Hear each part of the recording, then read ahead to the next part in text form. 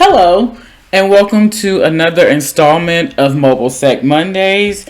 And in this video, I'm going to solve CrackMe Challenge 2. So let's get started. So as you can see, I have two virtual machines. On the left, I have the Intro to Android Security virtual machine, which is a one-stop shop of the common hacking tools needed for Android hacking. And on the right, I have my Android x86 emulator. You can use an actual physical device. I'm using an emulator just in case for the viewers who don't have a physical device. They can still continue on and watch and follow along with me using the emulator.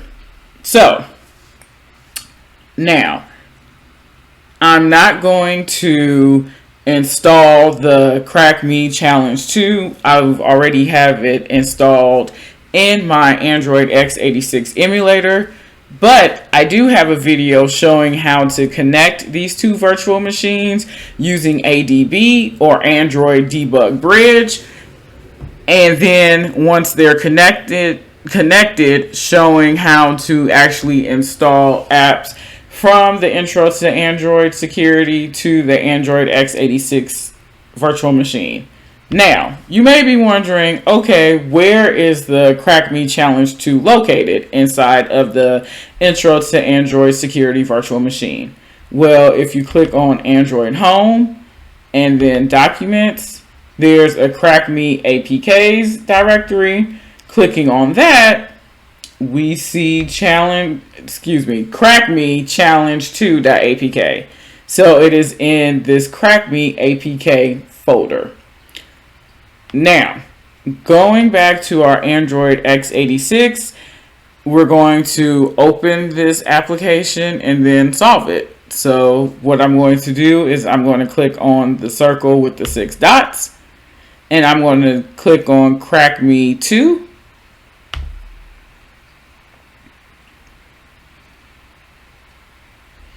Now we see we have an email and a secret, and that's all we have because we're trying to authenticate into this application.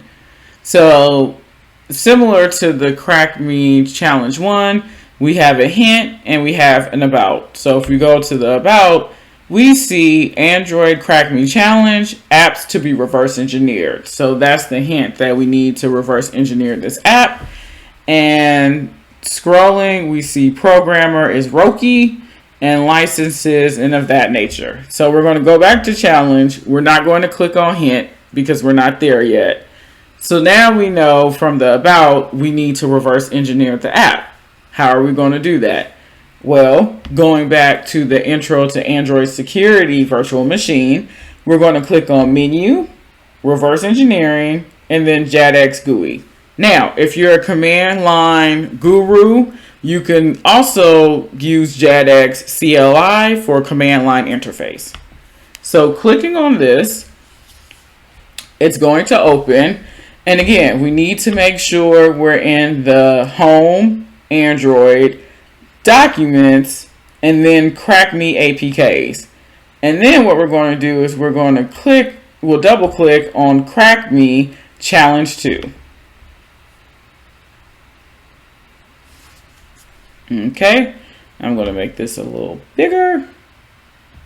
Now, we're looking at the source code of this application, and we can tell that because we see source code here. Again, Android apps are written in Java. You can also have C, also apps written in C that handles lower level instructions. Again, that's a video for another day, but I just wanted to point that out. So we have two packages, and we're trying to figure out which one we need to actually click on. Going back to the about and scrolling up, we see that the programmer is Roki. So we know that we need to click on the Roki CrackMe Challenge 2.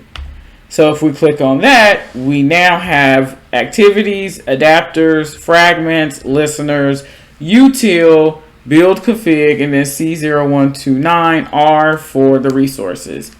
Now, for every Android app, there is a main activity. That activity is the beginning entryway into your application. So let's click on the activities, and we see there's a challenge activity. Double clicking on that, and let me make this bigger. We're now looking at the source code. We're looking at the actual code that corresponds to this app. So we see we have an action bar, a challenge page adapter, a view pager, and we're looking at this code, and it's like, okay, this is overwhelming. Where do I start? Well, we notice we have an action bar, and if we look on lines 40, 41, and 42, we see with the action bar, we're adding a tab, and we're setting the text to challenge, hint, and about. Challenge, hint, and about. So it's like, okay, we're on the right step. Now, if you look at line 48, we have something. We have a file, a directory file, and we're creating a new file. That's what this new here is saying. We're creating a new file, and it's saying, hey, get the data directory of the application info and append manager@corp.net.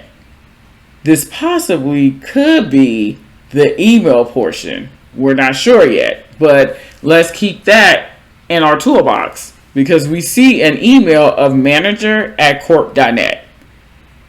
We also see on line 49 it's saying, hey, if the directory in line 48 does not exist, create it. So that's what the make dir's method is. So make dir is a command in Linux that says, hey, make a directory. So we see we're on the right track because we notice the tabs and we see an email of manager@corp.net. Now, we need to find the secret. So what do? As I said in a previous video, when I'm trying to reverse engineer or get the logic of an Android app, I like looking at new objects of classes. And how do we do that? Well, I look for objects that have the new keyword because that lets me know a new object of a class is being created. So the first one we see is on line 27. So if we click the challenge page adapter, okay, and we go to line 18 for the get item method, we see we have a switch statement with 3 different possibilities: challenge to fragment, hint fragment, and about fragment. Now, we notice we have a challenge, a hint, and an about.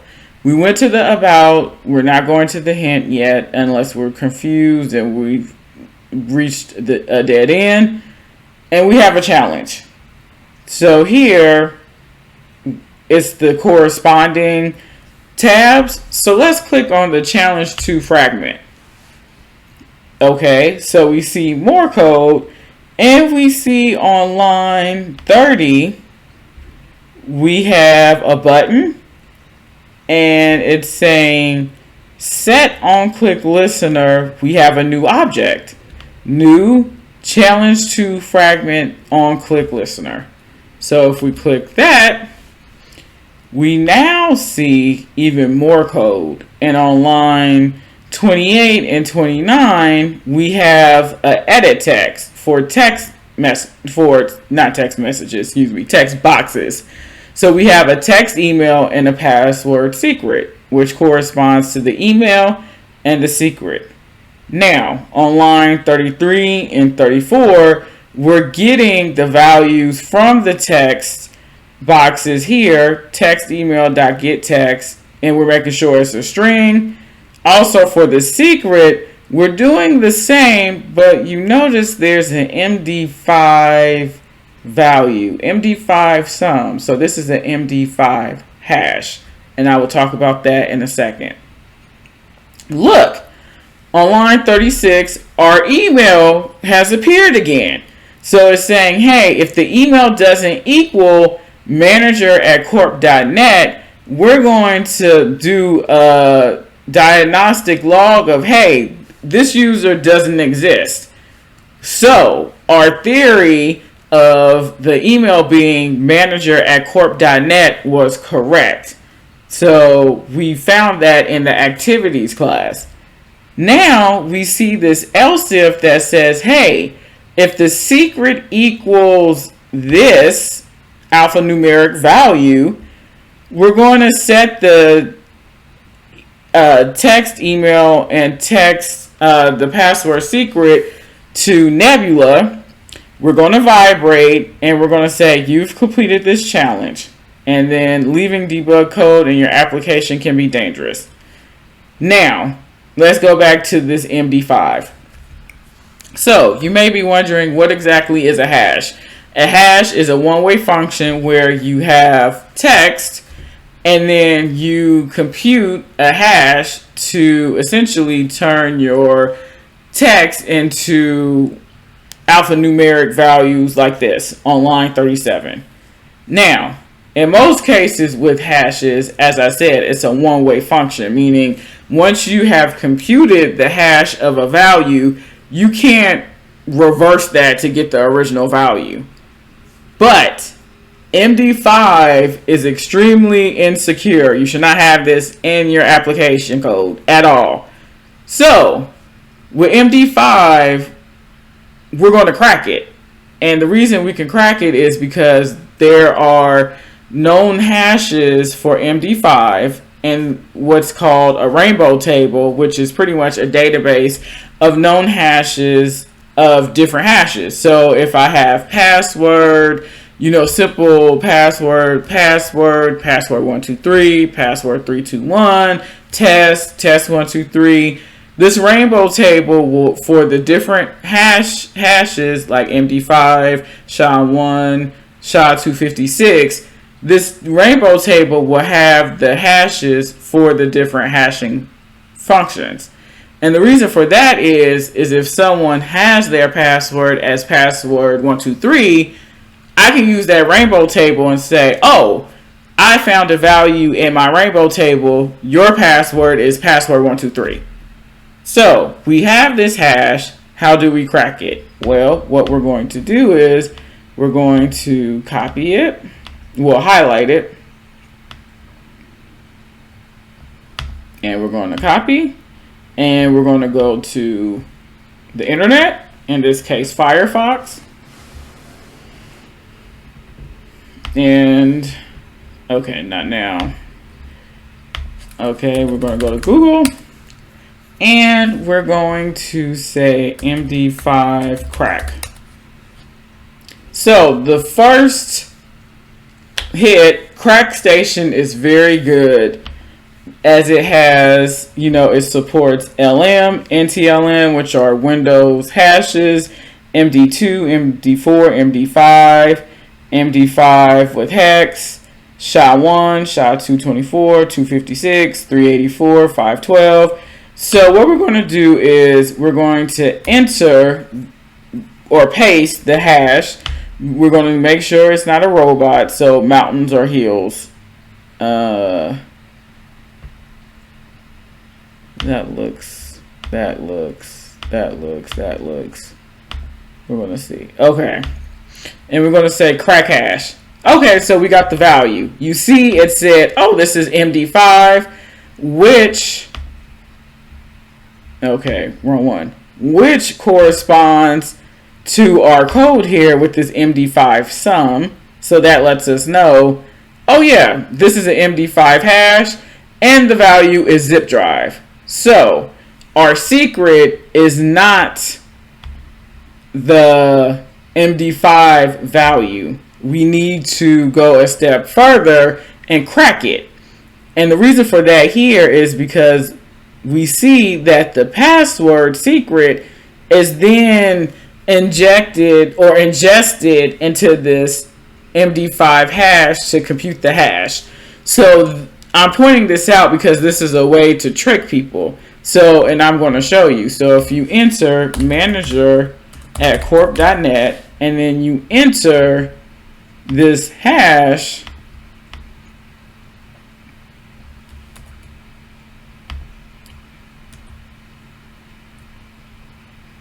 okay, oh, I gotta type it. Oh, because I can't copy 8-2F. Wait, let me try again. P2 C4 782 F0A F C0 D9 CC F2 1A F7 0AC 6C 5C 7E. And if we click authenticate, nothing happens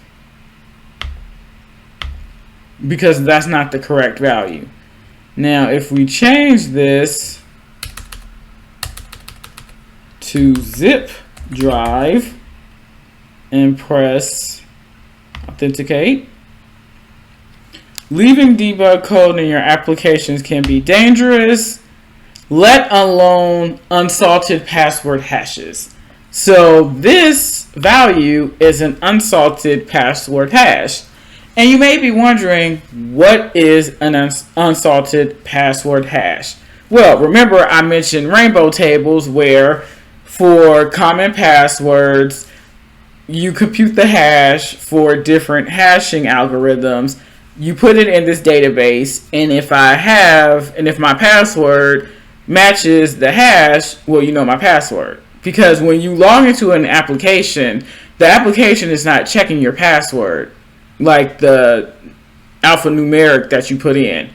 The application is checking the hash of what you typed in to make sure it matches what's in the database. So, salt is a random number or random number or random alphanumeric value that you append to your password, and then you use the password and the salt into your hash. And you may be wondering, why would I do this extra step? Well, imagine my password is password123 and your password is password123. Well, if someone is trying to hack into the application and they have rainbow tables and we have unsalted hashes, well, if a value or an entry in their rainbow table is password123, well, now they have two users with two valid logins because our password is password123 and that was cracked using the rainbow table. And again, the rainbow table is a table of known passwords and their hash values. But if I include this salt with, again, this random generated value and append that to my password, even if my password is password123 and my salt is password123 and the value 67890, and your password is password123 and then your salt value is 12345, even though our passwords are the same, our salts are not. So when we use the password and the salt and ingest it into the hash algorithm, our hashes will be different because our salts are different. So which will create a different hash, even though our passwords are the same. So to a hacker, even if they have the rainbow table, they're like, oh, these passwords are different because they're different hashes. Even though really, truly, the passwords are the same, the salts are different, which makes, to an outside person, the hash is different. Because, again, with hashes, if I have password and you have password, but you change the O to a 0, our hashes will be different because the values are not the same. It's different. I have an O for password, you have a 0 for password. Again, so assault is used to trick a hacker of thinking, oh, these passwords are different even though they're the same.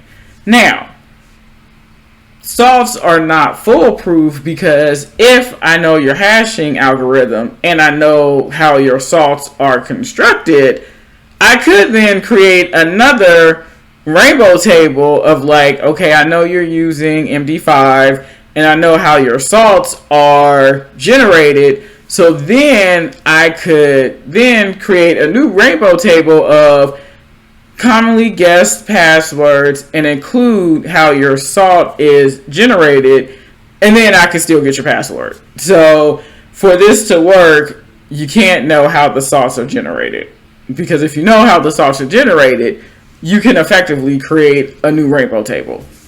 So I know I've said a lot. This challenge was very similar to challenge 1, except line 37 where we had the hash. That was the trick, the gotcha, because as I shown, if you entered the hash, that didn't work. We had to crack the hash, and the reason why we were able to crack it was because we're using a very insecure hashing algorithm. You should never use MD5 in industry or for a professional app. Again, this is learning, so it doesn't matter.